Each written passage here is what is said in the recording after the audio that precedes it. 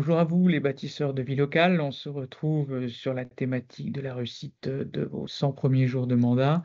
Nous sommes aujourd'hui le jour 50 et il est consacré à la lecture et la bonne compréhension du budget municipal. Je vous rassure, ce n'est pas si sorcier. Arrivé à mi-parcours de vos 100 premiers jours, un mot commence à dominer les discussions. Vous verrez, c'est le mot budget. Et pour cause, ça conditionne tout ce que vous pourrez faire pendant le mandat. Bonne nouvelle, on peut ne pas être expert en finance pour comprendre l'essentiel.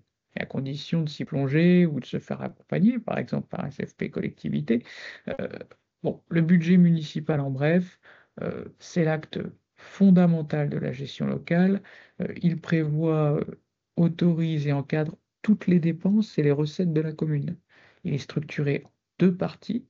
La section de fonctionnement, qui regroupe les dépenses courantes, les salaires, énergie, fourniture, et les recettes régulières, les impôts, les dotations, les produits des services, et la section d'investissement, qui, elle, concerne les projets à moyen long terme, les travaux, les équipements et leur financement, les emprunts, les subventions que nous pouvons percevoir. Il est voté chaque année par le conseil municipal, ce budget, et généralement avant le 15 avril, exceptionnellement avant le 30 avril, les années d'élection municipale.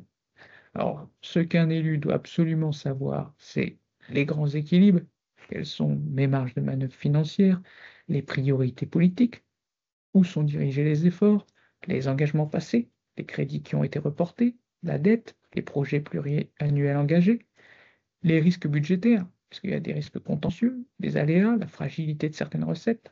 Alors, le conseil du jour, c'est de demander l'organisation d'une présentation pédagogique du budget par votre DGS ou la direction financière. Et puis, si vous souhaitez une analyse plus détaillée, rétrospective et prospective, qui vous sera fort utile. Il est nécessaire que vous et vos équipes ayez de la visibilité pour conduire votre action et vos projets.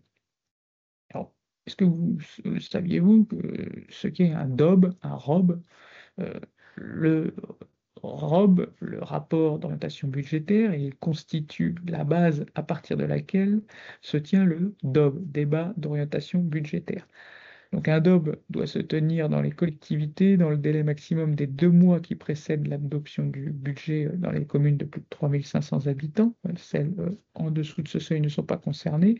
Et ce débat, le DOB, a pour objet de préparer l'examen du budget. En fait, il participe à l'information des élus et peut également jouer un rôle important en direction des habitants. Voilà, je vous dis à bientôt pour la suite de ces présentations. Au revoir.